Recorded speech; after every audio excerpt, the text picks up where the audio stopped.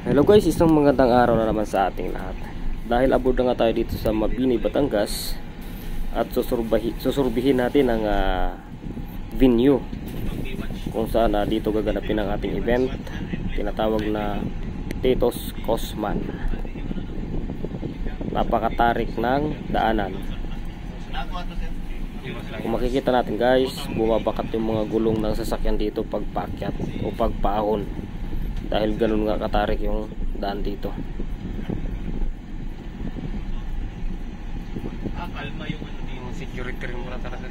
Napakagilid guys ng area. Talagang minaximize yung lugar dahil hindi nga ito patag, bundok ito pero sa tabing dagat. Kumbaga guys, yung area na ito is mabato, puro bato, kaya dinibilop, ginawaan ng paraan para magiging resort. Ito, pupunta tayo dito sa venue kung saan dito tayo magpaparehistro. Parehistro muna tayo ng ating pangalan guys, at siyempre lahat ng kailangan. Kung may transfer man dito, kung may ano pa man ang babayaran, comply natin. Dito na nga guys, ito yung Titos Cosman. Napakarami namin guys, kung makikita niyo yung mga pangalan, ang dami talaga. So ito, umpisa na tayo magpalista ng ating mga pangalan. Registered na tayo. So guys, nandito tayo ngayon sa kung saan dito gaganapin yung event ng Cosman. Guys, tingnan natin yung ating pangalan. Ating pangalan. Dito tayo. Ito, nandito yung ating pangalan. Bagong vlogger na. At ito na guys, bumili na rin tayo ng ating buoy. Bali 7 piraso yan. At shoutout nga pala kay Captain Sam Barillo, Philippine Navy, kung saan dahil sa kanya kaya nandito tayo ngayon. Nakasali tayo sa Titos Cosman. Shoutout din kay Sir Cabalida, Sir, mabuhay ka. Kay Sir Tipolo, Sir, sana'y tumagal ka pa sa ilalim ng dagat. Kay Sir Francisco, Sir, chill lang tayo Sir. At kay Bartulay sa aking kabats, na napakabilis lumangoy, ang hirap habulin.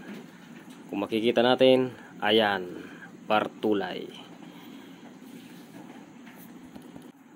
Dahil tapos na tayo magparehistro, ito na guys, itutur ko kayo kung saan makikita ninyo ang venue. Kahit wala man kayo dito, dahil sa video na to guys, makikita ninyo ang ganda ng ating venue. At kung saan guys, yung dagat na yan, yung open sea na yan sa harapan, dyan tayo lalangoy bukas. Ayan, yan ang floating, yan tayo mag-start. Yan, papunta dun sa kabila, hanggang doon sa may bato.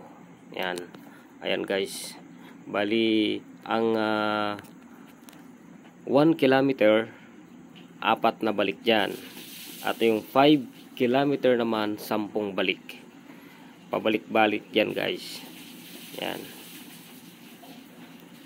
kita nyo guys, napakaganda talaga ng view. Mahirap ipagkumpara ito guys sa El Nido, Palawan, dahil dito kasi sa Mabini, Batangas is more on rock formation, madalang yung beaches, hindi katulad sa El Nido na talagang napakadami ng beach doon. Pero siyempre i-maximize at i-enjoy natin ang time na nandito tayo, kaya sulitin natin ang Mabini, Batangas. So shout out nga pala dito sa ayun guys, tapos na kami magpa-register at mayroon na rin kaming buya, goggles, mayroon na rin, prepare na lahat. Yeah. Bukas magkakaalaman na, kailangan maaga matulog.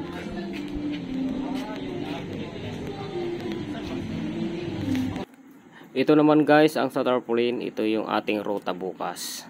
Ayan. Klarong-klaro yan guys. So siyempre guys, kanina sa overlooking tayo, ngayon dito tayo sa ground.